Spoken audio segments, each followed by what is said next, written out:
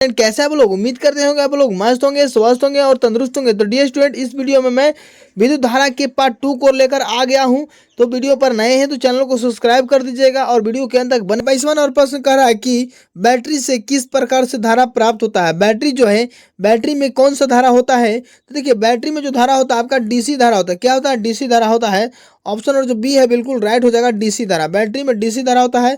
ठीक है, चलिए उसके बाद जानते हैं हम अगला प्रश्न को। अमीटर को विद्युत परिपथ में कैसे जोड़ा जाता है। तो अमीटर जो है उसको विद्युत परिपथ में किस तरह से जोड़ा जाता है। तो अमीटर को विद्युत परिपथ में पहला दे रखा है ऑप्शन, श्रेणी क्रम में जोड़ा जाता है कि समांतर क्रम में जोड़ा जाता है कि ए और बी दोनों में जोड़ा जाता है, इनमें से कोई नहीं। तो देखिए डियर स्टूडेंट, विद्युत परिपथ जो है, विद्युत परिपथ में जो है अमीटर को श्रेणी क्रम में जोड़ा जाता है। किस में जोड़ा जाता है? श्रेणी क्रम में। इसलिए आपका ऑप्शन जो है ये बिल्कुल राइट हो जाएगा। ठीक है, आपका जो है 24वां नंबर प्रश्न क्या कहता है, कह रहा है वोल्ट मीटर को विद्युत परिपथ में कैसे जोड़ा जाता है। वोल्ट मीटर जो है उसको विद्युत परिपथ में किस तरह से जोड़ा जाता है।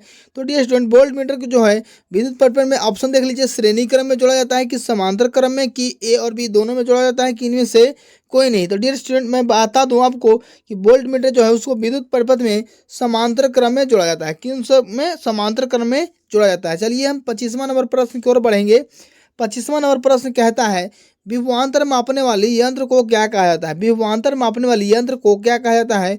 ऑप्शन देखिए, अमीटर कहा जाता है, कि वोल्ट मीटर कहा जाता है, कि गैल्वेनोमीटर कहा जाता है, कि इनमें से कोई नहीं। तो देखिए, विभवांतर मापने वाला को वोल्ट मीटर कहा जाता है। क्या कहा जाता है डियर स्टूडेंट? वोल्ट मीटर कहा जाता है। तो आपका ऑप्शन और जो बी हो जाएगा बिल्कुल राइट हो जाएगा।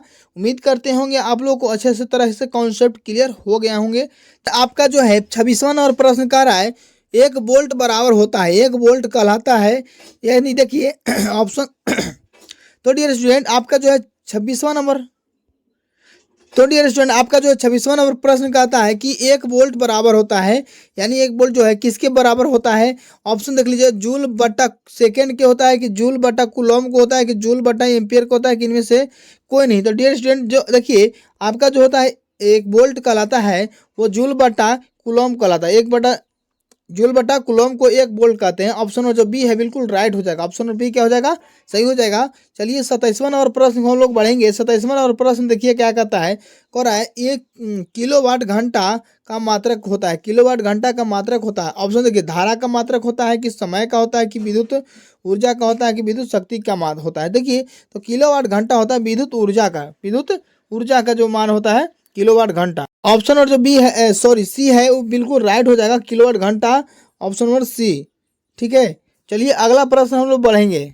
तो डियर स्टूडेंट आपका जो है 28वां प्रश्न कह रहा है विद्युत विद्युत हीटर की कुंडली में किसका प्रयोग किया जाता है। विद्युत हीटर की कुंडली में किसका प्रयोग किया जाता है। ऑप्शन देख लीजिए, नाइक्रोम का तार होता है, कि टंगस्टन का तार होता है, कि जस्ता का होता है, कि तांबा का होता है। तो देखिए, विद्युत हीटर के कुंडली में जो होता है तार, उसका उपयोग किया जाता है नाइक्रोम का। किसका उपयोग किया जाता है? नाइक्रोम का। तो ऑप्शन जो है ए बिल्कुल राइट हो जाएगा। ठीक है, चलिए अगला हम प्रश्न, चलिए अब देखिए अगला प्रश्न कहता है विद्युत, अब 29वां नंबर प्रश्न क्या कर रहा है, विद्युत चुंबक बनाए जाते हैं। विद्युत चुंबक बनाए जाते हैं।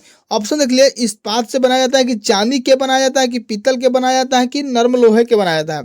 तो देखिए डियर स्टूडेंट, जो का विद्युत चुंबक बनता है वो नर्म लोहे से बनता है, नर्म लोहे से बनता है। ऑप्शन और जो डी है बिल्कुल राइट हो जाएगा। अगले प्रश्न की ओर बढ़ने से पहले अभी भी आपने मेरे चैनल को सब्सक्राइब नहीं किया तो डियर स्टूडेंट चैनल को सब्सक्राइब कर लीजिए।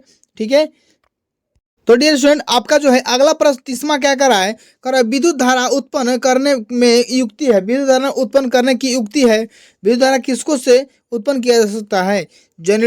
जनित्र से, कि मोटर से, कि एमीटर से, कि गैल्वेनोमीटर से। देखिए, विद्युत धारा जो उत्पन्न किया जा सकता है वो जनित्र से किया जाता है। क्या से? जनित्र से। ऑप्शन और जो ए है बिल्कुल राइट हो जाएगा, जनित्र।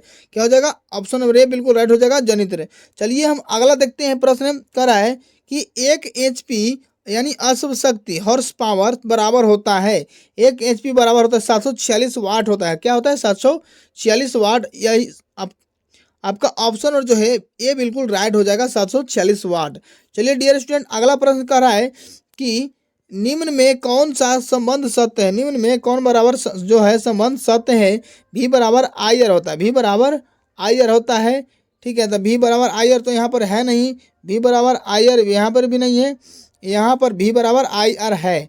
ठीक है ना, इसलिए ऑप्शन जो है सी बिल्कुल राइट हो जाएगा, V बराबर IR। चलिए डियर स्टूडेंट अगला प्रश्न को हम लोग देखेंगे। तो डियर स्टूडेंट आप 30वां और प्रश्न कर रहा है कि निम्न में से कौन सा पद विद्युत परिपथ में विद्युत शक्ति को निरूपित करता है, विद्युत परिपथ में विद्युत शक्ति को निरूपित करता है। ऑप्शन देख लीजिए, ऑप्शन देख लीजिए। पहला क्या रहा है I2R IR2V2V2I। अब यहाँ से जल्दी बता दीजिए कौन सा ऑप्शन सही हो जाएगा। तो डियर स्टूडेंट देखिए आपका जो विद्युत परिपथ में विद्युत शक्ति को निरूपित करता है वो क्या है, I2R है। क्या है, I2R। ऑप्शन नंबर जो ए है बिल्कुल राइट हो जाएगा। ठीक है, चलिए हम 34वां नंबर प्रश्न की ओर बढ़ेंगे।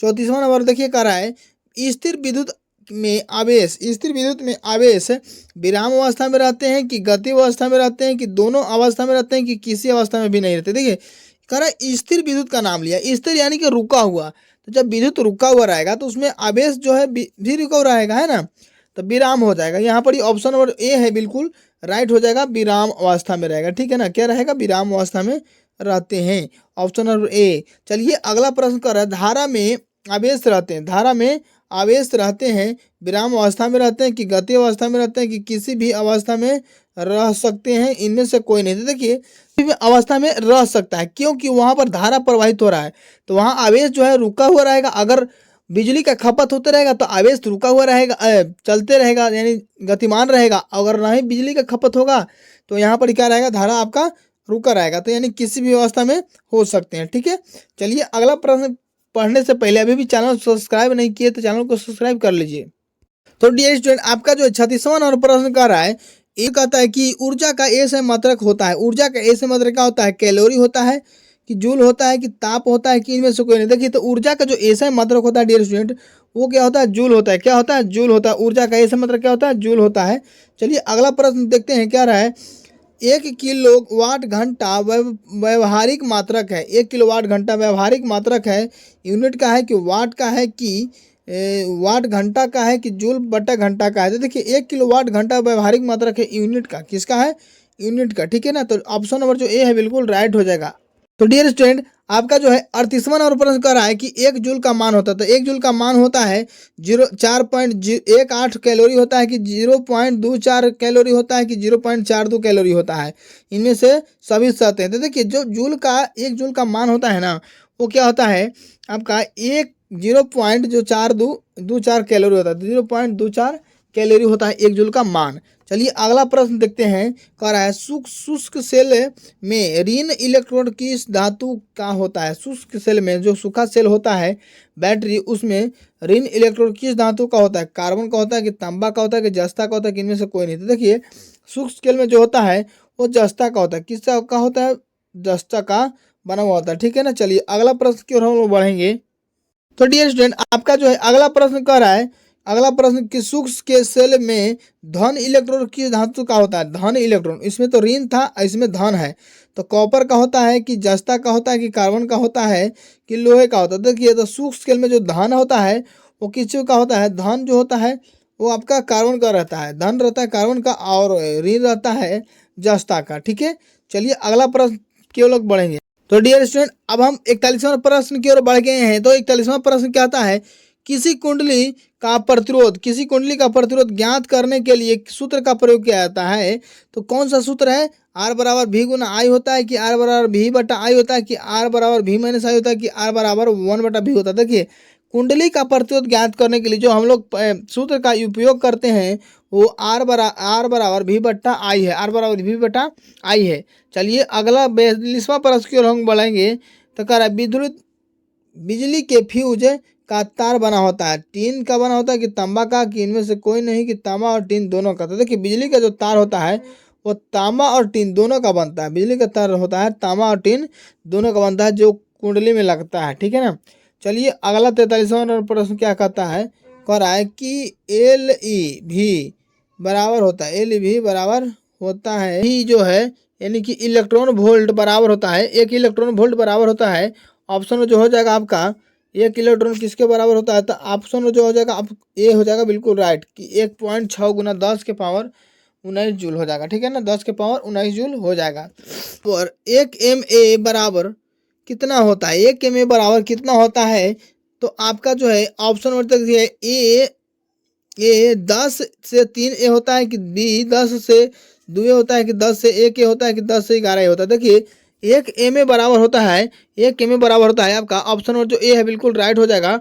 एक म्यू ए बराबर कितना होता है, एक म्यू ए बराबर कितना होता है, तो ऑप्शन नंबर देख लीजिए 10 से 5 ए, 10 से 10 4 ए होता है यानी एम्पियर, और 10 से 3 एम्पियर और 10 से 6 एम्पियर। तो देखिए आपका जो हो जाएगा ऑप्शन नंबर यहाँ पर क्या हो जाएगा, डी बिल्कुल राइट हो जाएगा, 10 से 6 एम्पियर हो जाएगा पहले दशमलव का 45। देखिए 46वां नंबर प्रश्न कह रहा है चालक में इलेक्ट्रॉन तभी गमन करता है या कर सकता है जब चालक के अनुदिश विद्युत दाब में कोई अंतर नहीं होता है। ऑप्शन नंबर ए है। बी देखिए विद्युत दाब में अंतर होता है, विद्युत दाब में स्थानों पर समान होता है, विद्युत दाब का कोई महत्व नहीं होता है। तो देखिए आपका जो है ऑप्शन और जो हो जाएगा, देखिए विद्युत चालक में कभी इलेक्ट्रॉन गमन करता है जब उसमें विद्युत दाब में कोई अंतर होता है, अंतर होगा तबे गमन करेगा, नहीं तो क्या होगा, गमन नहीं करेगा। तो ऑप्शन और जो बी है बिल्कुल राइट हो जाएगा।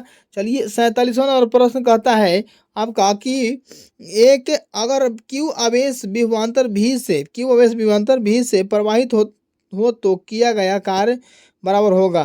तो किया गया जो कार्य बराबर होगा, ऑप्शन देख लीजिए भी बट्टा क्यू, बी बराबर हो जाएगा क्यू बट्टा बी, सी बराबर हो जाएगा भी क्यू, और डी बराबर हो जाएगा क्यू माइनस भी। तो आपका जो हो जाएगा ऑप्शन 47वां का ऑप्शन हो जाएगा, ऑप्शन और सी हो जाएगा सही। ऑप्शन और सी बिल्कुल क्या हो जाएगा, राइट हो जाएगा। आपका जो है 49 नंबर प्रश्न कहता है किसी चालक का प्रतिरोध निर्भर करता है चालक की लंबाई पर, चालक के अनुप्रस्थ के क्षेत्रफल पर, कि चालक की प्रतिक्रिया पर, उपयुक्त सभी। तो देखिए आपका जो हो जाएगा इसमें 49वां का उपयुक्त सभी हो जाएगा, क्योंकि चालक का जो लंबाई है सभी पर निर्भर करता है। तो ऑप्शन में जो डी है बिल्कुल राइट हो जाएगा। चलिए अगला प्रश्न की ओर बढ़ेंगे। 50वां नंबर कर रहा है कि अस्थायी विद्युत धारा द्वारा समय आई में उत्पन्न ऊष्मा की मात्रा क्या है यदि ऊष्मा एच होगा। तो देखिए अगर ऊष्मा एच होगा और समय आई है तो धारा प्रवाहित करने के लिए क्या हो जाएगा, आपका हो जाएगा कि एच बराबर वी आई टी हो जाएगा। क्या हो जाएगा, एच बराबर वी आई टी हो जाएगा। चलिए 51 नंबर प्रश्न की ओर हम लोग बढ़ेंगे। कह रहा है जिस पदार्थ में विद्युत मुक्त रूप से प्रवाहित हो सकती है उसको क्या बोल सकते हैं, विद्युत रोधी तो नहीं बोल सकते क्योंकि विद्युत का विरोध नहीं करता है, और अर्ध विद्युत वाहक चालक भी नहीं बोल सकते हैं। इसमें क्या हो जाएगा आपका ऑप्शन जो हो जाएगा सी बिल्कुल राइट हो जाएगा, विद्युत चालक। क्या हो जाएगा, विद्युत चालक। अब अगला देखिए कह रहा है कि जिन पदार्थों से विद्युत प्रवाहित नहीं होगा तो उसको क्या बोलेंगे, विद्युत रोधी बोलेंगे। उसको क्या बोल देंगे, विद्युत रोधी बोलेंगे। जिसको में से पदार्थ नहीं प्रवाह हो रहा है उसको विद्युत रोधी बोलेंगे। तो डियर स्टूडेंट आज क्लास कैसा लगा, अगर क्लास अच्छा लगा होगा तो वीडियो को लाइक कर दीजिएगा, चैनल को सब्सक्राइब करके शेयर भी जरूर कीजिएगा। मिलते हैं अगले वीडियो में। जय हिंद।